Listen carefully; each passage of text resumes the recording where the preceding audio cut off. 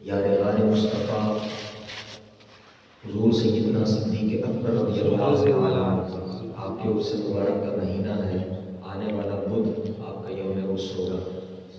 اللہ کریم آپ کے خصوصی فیض و برکات سے ہم سب کو متغطی فرمائے۔ آمین۔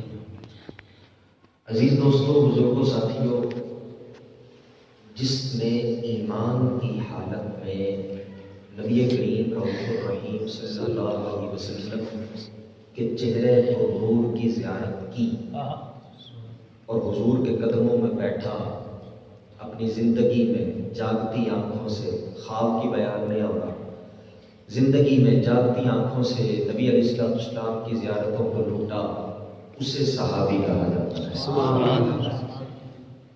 یہ ایک بنیادی بات ہے جو ایک مسلمان ہونے کے ناطے مجھے اور آپ کو پتہ ہونی چاہیے کہ جس شخص نے رسول اللہ کا دیدار کر لیا، حضور کے قدموں میں بیٹھ گیا اور اسلام کی حالت میں بیٹھا اور بعد میں اس پر کفر بھی نہ آیا تو اس کو صحابی کہا جاتا ہے۔ سبحان اللہ۔ اب اگر صحابی ہونا کسی کا پتہ چلتا ہے کتابوں سے، آپ اسماء الرجال کی کتب پڑھیں گے تو آپ کو پتہ چلے گا کہ فلاں صحابی ہے، فلاں صحابی ہے۔ آپ الاصابہ پڑھیں گے تو آپ کو پتہ چلے گا فلاں صحابی ہے۔ آپ اسود الغابہ فی معرفت الصحابہ پڑھیں گے تب آپ کو پتہ چلے گا فلاں صحابی ہے۔ یا کسی کے صحابی ہونے کا پتہ چلتا ہے رسول اللہ کے فرمان سے۔ سیدنا صدیق اکبر رضی اللہ تعالیٰ عنہ، ان کی صحابیت اس درجے کی ہے کہ ان کے صحابی ہونے کا پتہ کوئی کتاب سے نہیں چلتا، اسماء الرجال کی کتب پڑھنے سے بھی پتہ نہیں چلتا، رسول اللہ کے فرمان سے بھی پتہ نہیں چلتا، بلکہ ان کی صحابیت کا اعلان اللہ کریم قرآن میں فرما رہا ہے۔ سبحان اللہ، کیا بات ہے۔ اور اس کے بعد رسول اللہ کے فرامین اور کتابوں میں اس بات کا صراحتاً ذکر ملتا ہے کہ آپ کو اللہ کریم نے صحابیت کا شرف کہا۔ سبحان اللہ، کیا بات۔ اور قرآن میں کس انداز میں اللہ کریم نے اعلان فرمایا، اذ یقول لصاحبہ، کہ جب رسول کریم علیہ السلام غار کی رات اپنے صحابی سے فرما رہے تھے، سبحان اللہ، اپنے دوست سے فرما رہے تھے، لا تحزن ان اللہ معنا، کہ صدیق غم نہ کرو، اللہ کریم ہمارے ساتھ۔ بے شک، سبحان اللہ۔ تو پتہ چلا کہ آج اگر 21ویں صدی میں کوئی بد نسل آدمی کوئی سیدنا صدیق اکبر رضی اللہ تعالیٰ عنہ کی صدیقیت پر،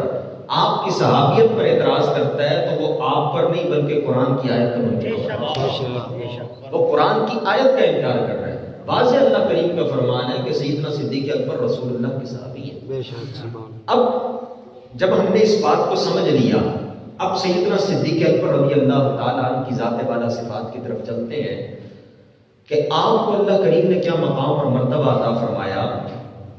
علماء بیان کرتے ہیں کہ 16 یا 18 برس آپ کی عمر تھی جب رسول اللہ صلی اللہ علیہ وسلم سے گہری دوستی ہو گئی، اور اس وقت رسول کریم علیہ السلام کی عمر 18 یا 20 سال تھی، اور 2 سال کا فرق ہے۔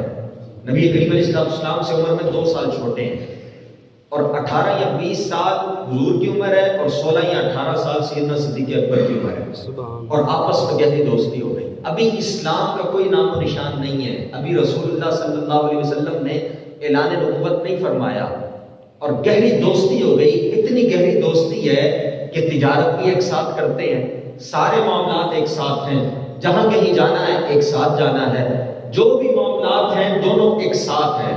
نبی کریم علیہ السلام جہاں پر جاتے ہیں صدیق اکبر بھی ساتھ ہیں۔ سبحان اللہ۔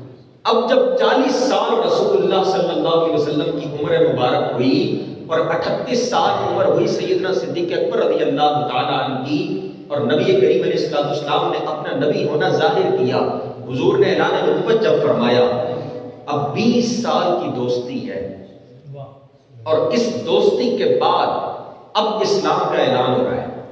علامہ اقبال رحمۃ اللہ تعالیٰ علیہ، قلندر لاہوری، مفکر پاکستان، شاعر مشرق، علامہ اقبال رحمۃ اللہ تعالیٰ علیہ جرمنی کے اندر آپ لیکچر دے رہے تھے تو وہاں پر ایک پادری نے کھڑے ہو کر سوال کر دیا۔ اس نے کہا کہ اسلام کی حقانیت پر مجھے عقلی دلیل چاہیے، میں قرآن و حدیث کو تو نہیں مانتا، عقلی دلیل دو، عقلی بات کرو تو میں اس کو تسلیم کروں گا۔ علامہ اقبال نے یہی بات ارشاد فرمائی جو آپ کے سامنے اب کی جا رہی ہے۔ آپ نے فرمایا کہ 20 سال کی دوستی ہے اور دوست دوست کے مرتبے کو کبھی بھی نہیں مانتا. کسی کا دوست ہو، شہر کا ڈی سی ہو، جب آپ اس کے پاس جائیں گے تو اس نے باہر پروٹوکول بھی رکھا ہوگا، اس کے گارڈز بھی ہوں گے، وہ آپ کی تلاشی بھی لیں گے، آپ کو چیک بھی کریں گے، کیونکہ آپ نے ڈی سی او سے ملاقات کرنی ہے. لیکن جب آپ اس کے دفتر میں پہنچ جائیں گے، آپ بولیں گے یار تینوں خیر ہے، انہیں گارڈ تو سنبھال کے رکھے انہیں، اور میرے سامنے بھی ادا کرے گا. کیوں؟ کیونکہ آپ کی اس کے ساتھ دوستی ہے، آپ کے ساتھ اس نے کھایا پیا ہے. آپ اسے کہیں گے کہ میں نے تیرے ساتھ کھایا پیا ہے، تیرے ساتھ ہماری عمر گزری ہے، اور تو شہر دا ڈی سی بن گیا، تیرا پروٹوکول ہی نہیں مکدا. آپ اسے کھاتے میں نہیں لائیں گے، آپ اس کا مرتبہ اور مقام نہیں مانیں گے. آپ اسے کہیں گے میرے واسطے تو دوست نہیں ہے، ڈی سی ہوگا شہر والے واسطے. تو پتہ چلا کہ دوست کبھی بھی دوست کے مرتبے اور مقام کو نہیں مانتا. لیکن علامہ اقبال نے اگلی بات فرمائی. آپ نے فرمایا کہ 20 سال کی دوستی کے بعد سیدنا صدیق اکبر کی دوستی کو لاکھوں سلام کہ نبی کریم علیہ الصلوۃ والسلام نے جب اپنا نبی ہونا ظاہر فرمایا، حضور نے فرمایا میں اللہ کا نبی ہوں. سیدنا صدیق اکبر نے اس بات کو جب دیکھا کہ رسول اللہ نے نبوت کا اعلان کیا ہے، آپ نے دست بستہ کھڑے ہو کر عرض کی یا رسول اللہ صلی اللہ علیہ وسلم، اگر آپ اللہ کے نبی ہیں تو صدیق آپ کا پہلا امتی ہونے کا اعلان ہے. سبحان اللہ، کیا بات. آپ نے فرمایا دوست تو دوست کے مرتبے کو مانتا ہی نہیں ہے، دوست تو کبھی بھی نہیں مانتا. لیکن اگر رسول اللہ صلی اللہ علیہ وسلم کی ذات میں کوئی کمی ہوتی، کوئی جھول ہوتا، دوست کی ساری کمزوریوں سے واقف ہوتا ہے. 20 سال کی دوستی تھی، صدیق اکبر کوئی بھی اعتراض کر دیتے، لیکن ان کو پتا تھا یہ وہ ہے کہ جن کو پورا مکہ صادق اور امین کہتا ہے. یہ وہ ہے کہ ان کا مقام اور مرتبہ یہ ہے کہ تجارت کرتے ہیں تو حلال کرتے ہیں، کبھی حرام کا لقمہ ان کے پیٹ میں نہیں گیا. تو ماننا پڑے گا کہ رسول اللہ صلی اللہ علیہ وسلم کی نبوت حق ہے. بے شک بے شک. اس انداز میں یا رسول اللہ یا رسول اللہ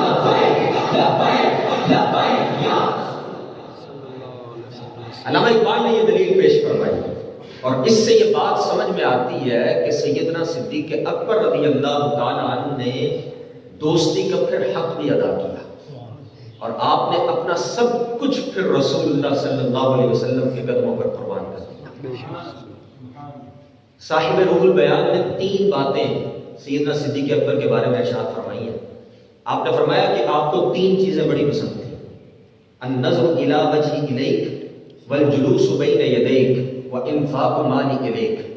آپ نے فرمایا کہ سیدنا صدیق اکبر رسول اللہ کے چہرے کو تکتے رہنا عبادت سمجھتے تھے، سبحان اللہ، اور رسول اللہ پر مال کو فدا کرنا اپنی عبادت سمجھتے تھے، اور حضور کے قدموں میں بیٹھے رہنے کو سعادت سمجھتے تھے. سبحان اللہ، کیا بات. سیدنا صدیق اکبر رضی اللہ تعالیٰ عنہ کا مقام، مرتبہ، آپ کی شان اللہ کریم نے جو قرآن میں بیان فرمائی. اعلیٰ حضرت امام اہل سنت اس کو 27ویں جلد میں الزلال الانقا من بحر سبقت الاتقا، یہ کتاب آپ نے پوری تحریر فرمائی.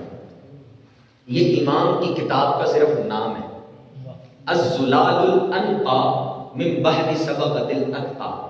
آئے لوگ امام احمد رضا پر اعتراضات کرتے ہیں اور امام احمد رضا کے بارے میں بکواسات کرتے ہیں.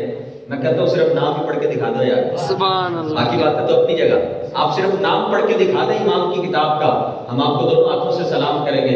میں نے کہا چلو امام احمد رضا تو 1 صدی پرانا ہو گیا، اس صدی کا امام ہی تم سے سنبھالا نہیں جا رہا. تمہیں امیر المجاہدین کے کلپ بھی سمجھ کر دکھا دو، تم ان کی عربی عبارات کی ذرا صرفی نحوی ترکیب ہی کر کے دکھا دو جو امام احمد رضا کے ایک جانشین امیر المجاہدین جو حدیثیں پڑھ کر چلے گئے، صرف انہیں سمجھ کر دکھا دو. سبحان اللہ. امام احمد رضا فاضل بریلوی رحمۃ اللہ تعالیٰ علیہ، آپ نے کتاب تحریر فرمائی الزلال الانقا من بحر سبقت الاتقا. اس میں آپ نے سیدنا صدیق اکبر رضی اللہ تعالیٰ عنہ کی افضلیت پر دلائل باندھے. سبحان اللہ، کیا. کیونکہ آپ کے علاقے میں تھوڑا سا جو ہے نا وہ کالا پن موجود ہے، سمجھ رہے ہیں نا اس بات کو. تو آپ اب ہوتا یہ ہے کہ یہ تو سعادت کی بات ہے کہ کالا امامہ باندھ کر افضلیت سیدنا صدیق اکبر بیان ہو جاتی ہے، اور یہ پھر شقاوت کی بات ہے کہ کالے کپڑے پہن کر بھی مولا صدیق پر کوئی اعتراضات کرتا ہے، معاذ اللہ. اب ذرا دلائل سنیں. اعلیٰ حضرت امام اہل سنت نے جو دلائل باندھے، آپ نے فرمایا کہ قرآن مجید فرقان حمید میں سورۃ اللیل میں اللہ کریم نے جو آیات کا نزول فرمایا وَمَا لِأَحَدٍ عِندَهُ مِن نِعْمَةٍ تُجْزَىٰ، سیدنا صدیق اکبر رضی اللہ تعالیٰ عنہ نے 8 غلاموں کو آزاد کیا۔ کتنے غلاموں کو؟ 8 غلاموں کو آزاد کروایا، ان کے پیسے دے کر، ان کی رقم دے کر ایک ایک غلام کو لاکھوں میں خریدا اور اس کو آزاد کر دیا۔ اور وہ 8 غلام وہ تھے کہ جو مسلمان ہو چکے تھے اور ان پر ان کے مالک ظلم بڑا کرتے تھے، اور اس بات پر ظلم کرتے تھے صرف کہ انہوں نے صرف رسول اللہ کا کلمہ پڑھ لیا ہے، اور ان میں سر فہرست حضرت بلال حبشی رضی اللہ تعالیٰ عنہ۔ جب ان غلاموں کو آزاد کیا تو اہل عرب نے باتیں کی، انہوں نے کہا کہ ان غلاموں کا صدیق پر کوئی احسان ہوگا، اور صدیق نے وہ احسان اتارا ہے، اور اس احسان کے اتارنے میں اس نے یہ کیا کہ ان کو آزاد کروا دیا۔ اللہ کریم نے قرآن کا نزول فرمایا، سبحان اللہ، فرمایا وَمَا لِأَحَدٍ عِندَهُ مِن نِعْمَةٍ تُجْزَىٰ، کسی کا صدیق پر کوئی احسان نہیں تھا کہ صدیق نے بدلہ اتارا ہو، یہ تو صدیق کی طرف سے احسان ہو گیا۔ سبحان اللہ، کسی کا صدیق پر کوئی احسان نہیں ہے۔ اور قرآن نے جو اگلی بات ارشاد فرمائی وَسَيُجَنَّبُهَا الْأَتْقَىٰ، اور ان قریب اب جہنم سے اتقا بہت بڑا متقی دور رکھا جائے گا۔ سبحان، اور اتقا سے مراد علماء نے فرمایا، اعلیٰ حضرت اکثر مفسرین کا آپ نے ذکر فرمایا، امام بغوی، امام طبری، امام فخر الدین رازی رحمۃ اللہ تعالی علیہ، سب کے نزدیک اتقا سے مراد یعنی سب سے بڑے متقی شخص سے مراد یہاں پر سیدنا صدیق اکبر کی۔ سبحان اللہ، کیا بات۔ اب اعلیٰ حضرت قرآن پاک کی دوسری آیت لے کر آئے۔ آپ نے فرمایا، قرآن دوسری جگہ فرماتا ہے ان اکرمکم عند اللہ اتقاکم، کہ تم میں سب سے زیادہ عزت والا وہ ہے جو اتقا ہے، جو سب سے بڑا متقی ہے۔ عزت والے چودھری صاحب نہیں ہے، عزت والے نمبردار صاحب نہیں ہے، عزت والے پیسے والے نہیں ہیں، عزت والے وہ ہیں جو چودھری صاحب بھی ہیں اور 5 وقتہ نماز بھی ادا فرماتے ہیں۔ سبحان اللہ۔ عزت والے وہ ہیں جو رسول اللہ کے سچے غلام بھی ہیں اور چودھری صاحب بھی ہیں، تب ان کو اللہ کریم عزت عطا فرماتا ہے۔ تو قرآن نے فرمایا کہ سب سے بڑا عزت والا وہ ہے کہ جو تم میں سب سے بڑا متقی ہے۔ اب اعلیٰ حضرت نے فرمایا کہ یہاں پر عزت والا ہونے کا معیار یہ طے ہوا کہ جو سب سے بڑا متقی ہے، اور ادھر فرمایا کہ سب سے بڑا متقی جہنم سے دور رہے گا، اور اس سب سے بڑے متقی سے مراد سیدنا صدیق اکبر ہیں۔ تو امام نے فرمایا کہ اس آیت سے یہ پتہ چلتا ہے کہ مخلوق میں سب سے زیادہ عزت والے سیدنا صدیق اکبر رضی اللہ عنہ۔ سبحان اللہ۔ نبی علیہ الصلوۃ والسلام کے بعد، انبیاء کے بعد پوری کائنات میں سب سے زیادہ عزت والے سیدنا صدیق اکبر رضی اللہ۔ سبحان اللہ، بے شک آپ کا مقام اور مرتبہ سب سے زیادہ بلند ہے۔ آج تم نے دین پر اتنی قدحیں لگا دی، تم نے یہ کہہ دیا کہ مولا علی رضی اللہ تعالیٰ عنہ معاذ اللہ ان کا حق کھا گئے، اور اس طرح کی باتیں تم نے کر دی۔ سیدنا علی المرتضیٰ رضی اللہ تعالیٰ عنہ کی شان ہی تمہیں پتہ نہیں ہے۔ حقیقت تو یہ ہے، علی کو تم شیر خدا بھی کہتے ہو اور یہ بھی کہتے ہو کہ حق علی کا کھا لیا گیا۔ میں نے کہا جو شیر ہو وہ اپنا حق نہیں کھانے دیتا کسی کو۔ بے شک کیا بات۔ جو شیر ہوتا ہے نا وہ کسی کو اپنا حق نہیں کھانے دیتا۔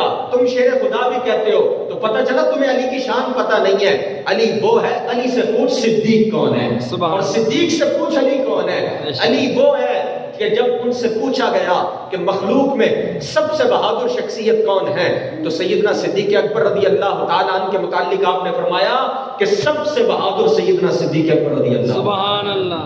علی سے پوچھ سیدنا صدیق اکبر کون ہے۔ آپ نے فرمایا کیسے؟ لوگوں نے عرض کی حضور کیسے سیدنا صدیق اکبر سب سے بہادر ہو گئے؟ آپ نے فرمایا کہ جب بدر کا دن تھا تو سب پریشان تھے کہ رسول اللہ کا پہرا کون دیکھا، تو اس وقت جس نے سب سے بڑھ کر آگے ہو کر حضور کا پہرا دینے کی ایک ہمت اٹھائی تھی اور ایک معاہدہ کیا تھا کہ میں رسول اللہ کا پہرا دوں گا، وہ سیدنا صدیق اکبر کی۔ سبحان اللہ، کیا بات۔ اس انداز میں میرے دوستو صحابہ علیہ رضوان کا مقام اور مرتبہ سمجھنے کے لیے ابو جی کا ایک ہونا اور امی جی کا نیک ہونا ضروری ہے۔ بے شک آپ حضرات کو یہ بات اگرچہ ہضم نہ ہو، لیکن یہ بات بڑی عالی مرتبت ہے کہ جس کا خون گندا ہوتا ہے وہ صحابہ پر اعتراضات کرتا ہے۔ حضرت علامہ غلام علی اکواڑوی رحمۃ اللہ تعالی علیہ، جن کو زندگی میں جاگتی آنکھوں سے رسول اللہ کا دیدار ہوا، سبحان اللہ، کیا آپ کے بارے میں کسی نے یہ جملہ کہا، آپ سے کسی نے پوچھا کہ حضور یہ صحابہ کے بارے میں جو باتیں ہوتی ہیں اس کے بارے میں کیا رائے ہے؟ آپ نے فرمایا بات ہے بڑی سادی سی، ہم ابو بکر کی الف سے لے کر علی کی یہ تک سب سے پیار کرتے ہیں۔ سبحان اللہ۔ ہم سیدنا امیر معاویہ کی عظمت کے بھی قائل ہیں، ہم سیدنا ابو سفیان کی عظمت کے بھی قائل ہیں، بے شک ہم سارے صحابہ کی عظمتوں کے قائل ہیں۔ اہل سنت کا ہے بیڑا پار، اصحاب حضور نجم ہیں، اور ناؤ ہے عطرت رسول اللہ کی۔ یہ اہل سنت کا مذہب مہذب ہے۔ اب ذرا اس بات کی طرف چلتے ہیں کہ سیدنا صدیق اکبر رضی اللہ تعالیٰ عنہ کی جو اسلام کے لیے خدمات ہیں، آپ نے جو اپنا سب کچھ اسلام کے لیے پیش فرمایا، نبی کریم علیہ السلام کا وصال ظاہری جب ہوا تو سیدنا صدیق اکبر رضی اللہ تعالیٰ عنہ آپ سے ایک صحابی نے پوچھا، اور یہ روایت ہم نے امیر المجاہدین سے سنی، آپ نے فرمایا، ایک صحابی نے پوچھا کہ حضور آپ مسواک نہیں کرتے، آپ کے منہ سے بو آتی ہے۔ سیدنا صدیق اکبر رضی اللہ تعالیٰ عنہ جو مخلوق میں سب سے افضل ہوں، جن کے لیے لفظ قرآن سب سے بڑا متقی استعمال کریں، وہ سیدنا صدیق اکبر، ان سے پوچھا گیا آپ کے منہ سے بو آتی ہے۔ آپ نے فرمایا بات یہ ہے کہ جب رسول اللہ کا انتقال ہوا، نبی کریم علیہ السلام دنیا سے جب رخصت ہوئے تو کسی نے کسی انداز میں غم نکالا، کسی نے کسی انداز میں غم نکالا۔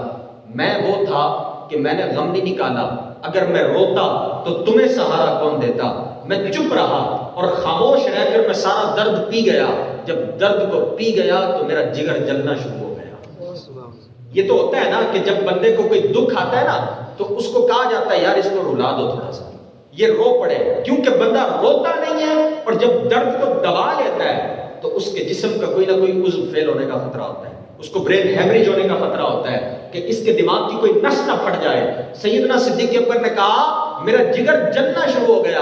آج بھی حکیم کے پاس چلے جائیں، وہ کہیں گے کہ منہ سے جب بو آ جائے تو جگر یا معدے میں خرابی ہوتی ہے۔ تو سیدنا صدیق اکبر نے فرمایا یہ بات نہیں ہے کہ میں مسواک نہیں کرتا، مسواک ڈیلی کرتا ہوں، ہاں جگر میرا رسول اللہ کی محبت میں ناکارہ ہوتا چلا جاتا ہے۔ یہ محبت، یہ الفت رسول اللہ صلی اللہ علیہ وسلم سے۔ اور جب حضور کا وصال ہوا تو سارے فتنے امڑ کر آ گئے، منکرین ختم نبوت، اسود عنسی، مسیلمہ کذاب، طلحہ اسدی، سب کے سب جھوٹے نبوت کے دعوے دار پلٹ آئے، اور ادھر سے منافقین نے سر اٹھا لیا، ادھر سے رومن امپائر کی طرف سے یہودی، اور سب کے سب یہ بھی الٹ آئے، لیکن ادھر سے سیدنا صدیق اکبر رضی اللہ تعالیٰ عنہ اکیلے سب کا سب مسلمانوں کو سنبھال رہے ہیں، اکیلے مسلمانوں کی کشتی کو سنبھال رہے ہیں۔ مجھے بتایا نا کہ ایک شخص دنیا سے جب چلا جائے اور وہ شخص ہو سب کا محبوب اور جس نے سب کچھ سنبھال رکھا ہو، یہاں تو امیر المجاہدین کا دنیا سے جانا نہیں بھولتا، یہاں تو امیر المجاہدین کے جانے کی رات اب بھی یاد جب آتی ہے تو جسم کے رونگٹے کھڑے ہو جاتے ہیں۔ مجھے بتائیں کہ کائنات کے آقا جب گئے ہوں گے، جب رسول اللہ کا وصال ظاہری ہوا ہوگا تو امت پر کیا بیتی ہوگی؟ اس حالات میں جس شخص نے پوری امت کو ایک کشتی میں لا کر جمع کیا وہ سیدنا صدیق اکبر کی۔ سبحان اللہ، بے شک آپ نے اس وقت امت کو سہارا دیا، اور لشکر اسامہ کی جو روانگی کا وقت جب آیا، آپ نے فرمایا لشکر اسامہ، نبی کریم علیہ السلام نے فرمایا کہ رومیوں سے جنگ کے لیے ان کو روانہ کرنا ہے، اور حضور کی زندگی میں وہ لشکر روانہ ہو چکا تھا، لیکن جب حضور کے وصال کی خبر سنی تو وہ واپس آ گئے۔ اب صحابہ نے عرض کی کہ حضور ایسا نہ کریں، مدینے کے اندر معاملات بڑے کٹھن ہیں اور لشکر اسامہ کو روانہ نہ فرمائیں۔ سیدنا صدیق اکبر نے فرمایا جس لشکر کو رسول اللہ روانہ کر چکے ہیں اس لشکر کو صدیق نہیں روک سکتا۔ بے شک سبحان اللہ۔ صدیق اکبر کون ہوتا ہے اس لشکر کو روکنے والا؟ اور لشکر اسامہ کو آپ نے روانہ فرمایا، اور جب جنگ یمامہ کے لڑنے کی بات آئی، منکرین ختم نبوت کا جو آپ نے تعاقب کیا، آپ نے اس انداز میں تعاقب کیا، آپ نے فرمایا آج اب جو بدری ہیں یا غیر بدری ہیں، آج سب کے سب یمامہ کی طرف جائیں گے اور سب کے سب جا کر منکرین ختم نبوت سے جنگ کریں گے۔ قسم بخدا یہ سیدنا صدیق اکبر رضی اللہ تعالیٰ عنہ کا عشق رسول تھا، آپ کا یہ جذبہ تھا کہ امت کو اس انداز میں آپ نے کھڑا کر کے منکرین ختم نبوت کا کلا کما کروا دیا، اور آپ نے اس مسیلمہ کذاب جس کے لشکر کی جنگ اتنی سخت ہوئی کہ 700 حفاظ صحابہ بھی شہید ہو گئے، اور باقی صحابہ 1200 صحابہ کی شہادتیں ہیں، 700 حفاظ صحابہ شہید ہوئے، اور باقی سارے صحابہ تقریباً زخمی تھے، اتنی سخت جنگ، لیکن سیدنا صدیق اکبر نے اس پورے فتنے کا کلا کما کر کے رکھ دیا۔ آج کے اس دور پر فتن میں اگر ہم دیکھتے ہیں نا کہ سیدنا صدیق اکبر کی فکر کا کوئی وارث نظر آتا ہے، سیدنا صدیق اکبر کی فکر کا وارث بن کر عقیدہ ختم نبوت پر پہرا دیتا ہوا نظر آتا ہے، اپنا سب کچھ رسول اللہ پر قربان کرتا ہوا نظر آتا ہے، تو وہ 14ویں صدی میں صرف امیر المجاہدین کی ذات ہے۔ بے شک آپ نے ویل چیئر پر چڑھ کر فیض آباد کی دھرتی پر قادیانیت کے سانپ کو اپنی ویل چیئر کے تلے ایسا روتا، اللہ اکبر، کہ 2017 کی وہ نومبر کی راتیں آج بھی قادیانیوں سے پوچھو ان کو زیادہ درد ہوتا ہے۔ وہ اب بھی بولتے ہیں کہ ہمیں فیض آباد کا درد ابھی تک ہو رہا ہے۔ کیوں؟ کیونکہ وہ سیدنا صدیق اکبر کی فکر کا وارث امیر المجاہدین رضی اللہ تعالیٰ عنہ کہ آپ نے اپنا سب کچھ حضور کے قدموں پر قربان کر دیا۔ میرے دوستو، آج کا یہ درس قرآن مجھے اور آپ کو یہ فکر دیتا ہے کہ سیدنا صدیق اکبر رضی اللہ تعالیٰ عنہ نے جب سب کچھ رسول اللہ کے قدموں میں پیش کر دیا اور حضور نے آپ کو صلہ کیا عطا فرمایا کہ جب آپ دنیا سے رخصت ہوئے تو آپ نے یہ عرض کی، آپ نے یہ التجا کی، وصیت کی کہ حضور کے روضے کے سامنے لے جانا اور عرض کرنا کہ غلام دفن ہونے کی اجازت چاہتا ہے، اگر اجازت مل جائے تو تدفین کر دینا روضہ نور کے ساتھ، ورنہ جنت البقیع میں دفن کر دینا۔ سنیں ذرا وفاؤں کا صلہ کیا ملا۔ جس صدیق نے ساری زندگی سب کچھ حضور کے قدموں پر قربان کیا، آج جب میت لائی جاتی ہے نبی کریم علیہ السلام کے روضہ پر نور کا دروازہ خود بخود کھلتا ہے اور آواز آتی ہے دوست کو دوست کے ساتھ ملا۔ سبحان اللہ، کیا بات۔ اور تا صبح قیامت تک کے لیے سیدنا صدیق اکبر رضی اللہ تعالیٰ عنہ رسول اللہ کے پہلو میں آرام فرما رہے ہیں۔ سبحان اللہ۔ اس سے بڑھ کر صلہ کیا مل سکتا ہے؟ اور یہ صلہ سب تب ملتا ہے جب بندہ حضور سے وفا کر کے دنیا سے جاتا ہے، جب بندہ نبی علیہ السلام کے قدموں پر قربان ہو کر دنیا سے جاتا ہے۔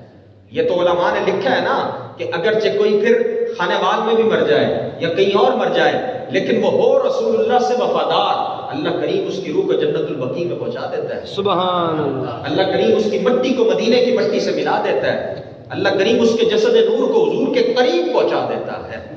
آپ رسول اللہ سے وفا تو کر کے دیکھیں نا، حضور سے وفا کر کے کوئی بندہ دنیا سے جب جائے نا اور ساری قیامت تک کے لیے حضور کے قدموں میں آرام فرما رہے ہیں۔ آج انہوں نے یہ عقیدہ گھڑا کہ امام علی مقام رضی اللہ تعالیٰ عنہ کے ارد گرد 40 کلومیٹر تک کوئی دفن ہو جائے تو وہ جنتی ہے۔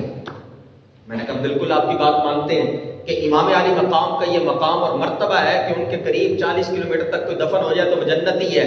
میں نے کہا امام علی مقام جس کی وجہ سے امام علی مقام بنے ہوں، جو ان کے نانا ہوں، جو ان کی والدہ کے والد ہوں، رسول اللہ صلی اللہ علیہ وسلم، جب ان کے 40 کلومیٹر کے اندر مغفرت ہو سکتی ہے تو ان کے نانا کے جو پہلو میں دفن ہے اس کی مغفرت نہیں ہو سکتی؟ سبحان اللہ۔ اس کا مقام اور مرتبہ پھر کیا ہوگا؟